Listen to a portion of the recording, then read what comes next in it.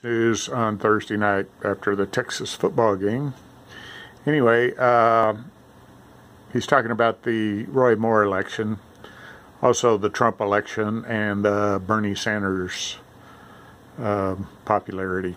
And he really does nail it. Probably better than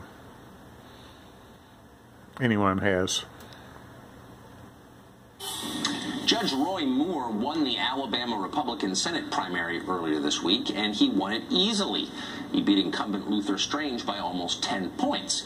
Now, Moore won despite unrelentingly hostile press coverage, not to mention a bumpy political history. Moore has been removed twice from the Alabama Supreme Court by judicial discipline panels. People in that state's richest zip codes considered him a buffoon and maybe dangerous.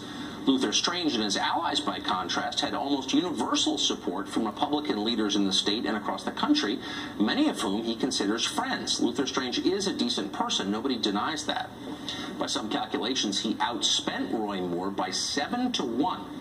And most significant of all, Luther Strange had the enthusiastic endorsement of Donald Trump, who remains immensely popular in the state of Alabama, and yet he lost anyway. It was remarkable. What are the lessons here, exactly? Well, first, it's getting harder to call the Trump phenomenon a cult of personality. That may come as news to the press corps and indeed to the president himself, both of whom assume it's all about Trump's personal appeal, shooting someone on Fifth Avenue and all that. But it turns out that's not really true. If it were true, Luther Strange would be a senator right now, and the latest health care bill would be law. Trump supported both of those. His voters did not. It's now pretty clear the Trump movement is not primarily about Donald Trump. The president is popular and powerful when he's taking on the establishment of both parties, but he's diminished when he's aligned with them. The message is bigger than the man. So what's the message? Well, the same as it always was. Our elites have failed. That message resonates because it's true. For decades, the country has watched as the leaders of both parties sell them out, putting the interests of multinational corporations, D.C. lobbyists, even foreign countries ahead of the concerns of Americans.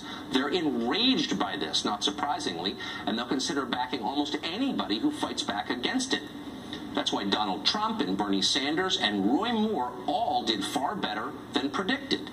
Now, when you look closely, the three don't seem to have much in common at all. But take a few steps back. Their messages are essentially the same. The people in charge don't care about you. Try something else. It's all pretty obvious when you think about it, though for some reason virtually nobody in Washington ever seems to figure it out. They are shocked and appalled every time it happens.